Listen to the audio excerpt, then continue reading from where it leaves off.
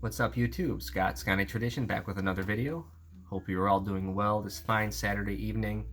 Um, Thought I would jump on here and just talk about the Packers 49ers game. Um, Obviously, it was a tough loss for the Packers. Um, let's just start with the game itself. Packers come in as 10-point underdogs, 10.5 points, I think, and played pretty well. They brought the physicality to the 49ers. I don't think the 49ers played that well, but they did enough to win the game, just enough. Go back to the first half. Packers' huge play in the game was them going forward on fourth down inside the 49ers 15-yard line, and basically it was one of those 50-50 calls. You could have gave them the first down, or you could have not. Either way. I think if it would have been challenged, I think the call would have stood either way. But the 49ers get the better of that one on that break, unfortunately. And they catch another break, basically, when Purdy just throws it right to Darnell Savage's hands, and he just drops the ball. Purdy was off all game, throwing high. Packers had a couple of chances at interceptions, but that one would have been a pick six for sure.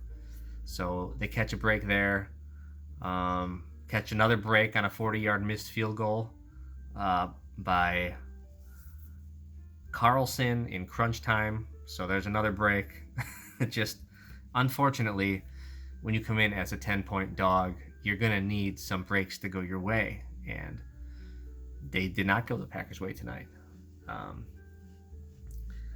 That being said, at the end of the first half, it was still only 7-6. Packers get a little bit of momentum on a blocked field goal of their own. But yeah, inside 49ers 15-yard line 3 times in the first half, come out with 6 points. 1 turnover on downs and 2 field goals. That's not good enough in games like this. That reminds me so much of the Packers-Buccaneers loss in the postseason a couple of years ago to Brady when he played like crap. And basically, the Buccaneers still won because the Packers just couldn't put the ball in the end zone. At the end of the day, it's about points, scoring points. 49ers literally took advantage of the one opportunity that they had in the first half and threw that touchdown pass to Kittle. So go up 7-6 into the half. Packers come out, though, and they answer and end up 21-14 at one point. Love threw a couple of nice touchdown passes. Things were going pretty well. But in the fourth quarter, when it mattered the most, it did not go well. The last 4 offensive drives for the Packers were interception on a ball that he throws behind Tucker Kraft and tips it up in the air, and 49ers, right place, right time, get the pick. Then it was a 3-and-out. Then a missed field goal by Carlson, and that hurts because that was on that huge. Packers were pinned deep and they're behind their own 10-yard line, and Aaron Jones comes out the 60-yard run, just doing Aaron Jones things. He's been so great the last part of this year, and unfortunately, they just didn't take advantage. Unfortunately, at that point, I think LaFleur was playing not to lose the game. When what they should have been doing is just putting the ball in the end zone. That's when they've been good this year, when you just let Jordan Love rip it, and they didn't do that. The couple times they did do it, they had great success. They had touchdown passes, and they had the 49ers interfering with the receivers every single time, but yet refused to go deep in the fourth quarter when it mattered most. And I'm not sure why they didn't, because that was open all game, I feel like. And then, of course, the last play of the game, you get Jordan Love thrown across his body. It would have been a lot for him to ask for them to go down and score. I really think they would have had to score a touchdown there. I know they were down 3, but you're really going to put Anders Carlson in field goal range there and expect a field goal to tie? I don't think so. I don't think he was going to make that in the rain. And I don't think the Packers would have won if they would have went to overtime. So Love would have had to throw a touchdown, or they would have had to score a touchdown to win there late in the game. And he forces it back into double, triple coverage, and that was a bad throw by Love. He's had a great season for his first season. It's been really good, but that was not a good throw, and he would probably want that one back. 49ers, yeah, man, they did just enough to win the game. At the end of the day, they had 2 turnovers to 0 for the Packers, and that the turnover turnover battle always seems to play a big role in these games. Packers were able to turn over Dallas, and they even scored on defense against Dallas, and that was a big reason they won.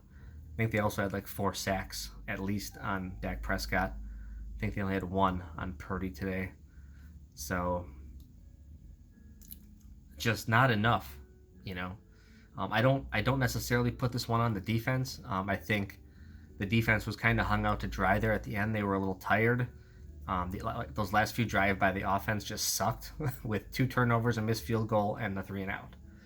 So you can't have that, and then just keep giving it back to your defense that's been suspect, you know, at times this year. So I don't really blame the defense for this one. I feel like they did enough in this one. Special teams was kind of a mixed bag. You had a nice punt return by Keyshawn Nixon. Of course, he fumbles the ball in a great recovery by Eric Wilson. That probably would have been the play of the game had the Packers actually won the game. Amazing recovery there. But then again, the missed field goal just kills you. You just cannot have that, a 40-yard field goal. So mixed bag from the special teams. Defense, I thought, did enough to win, even though they didn't force a turnover and they only got the 1 sack. I feel like they still did enough to win. They bothered Purdy enough. But the offense, when it counted, was awful in the red zone in the first half, and they were awful in the fourth quarter. And, you know, it's a young team. I understand that. There's going to be ups and downs. That's okay. But I really just wish LaFleur would have kind of went for the throat, like when to win the game. Keep airing it out with Love. Just let him throw it. Let him rip the ball. That's what he's been good at the last number of weeks. Play to just win the game, to take it. Instead, they played not to lose, and again, reminded me a lot of the Buccaneers game when they came to Lambeau a few years back and they won the game because Packers just let them. They didn't score enough points when they had to. They settled for field goals and a missed field goal, and that just doesn't get the job done. So either way, 49ers move on. You had the Ravens move on today. They pretty much plastered the Texans at home, and they look like a pretty solid team overall.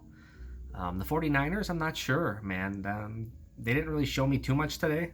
I think they got lucky in this one, and I think they just got by a real hot Packers team that just didn't have it in the fourth quarter, basically. That's kind of what it came down to. So I'm hoping tomorrow that the Lions can pull it off.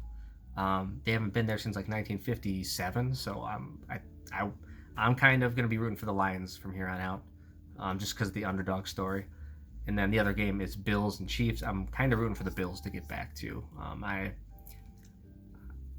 mean, I've seen Chiefs won it last year. I personally have seen enough of the Chiefs, so I'm rooting for the Bills, just again because of they haven't been there in forever. So that's going to be my goal, and it's been a fun year. Packers have a young team. They have 5 of the top 100 picks in the next draft, and they have Aaron Rodgers' contract officially off the books next year. So they're going to have they have a young team. The outlook is very positive, but you know, I've been a fan for a long time now, and I know that it doesn't matter that they're the youngest team in the league. That they had every opportunity right in front of them, and they just didn't seize the moment when they had to. You know, just because they're going to have maybe a more experienced team in a couple of years, that doesn't mean they're going to win. Nothing is guaranteed. You're not guaranteed to get back to this point. It's all about taking advantage and doing those things in those big moments, and they just did not tonight, and that's unfortunate. So I don't want to make the youngness thing an excuse. That played some role, but again, you got to seize the moment because these opportunities are not guaranteed. So my season is over. I will be watching football tomorrow still, and it's fun, man. Congrats to Bart. Congrats to Abel in Vegas. Congrats to Rick, Vintage Oddball Cards, all the 49ers fans out there. I know there's a few of you that follow the channel. You guys get to move on, so best of luck the rest of the way. Thanks, everybody, for watching. Hope you guys have a great night. Thanks.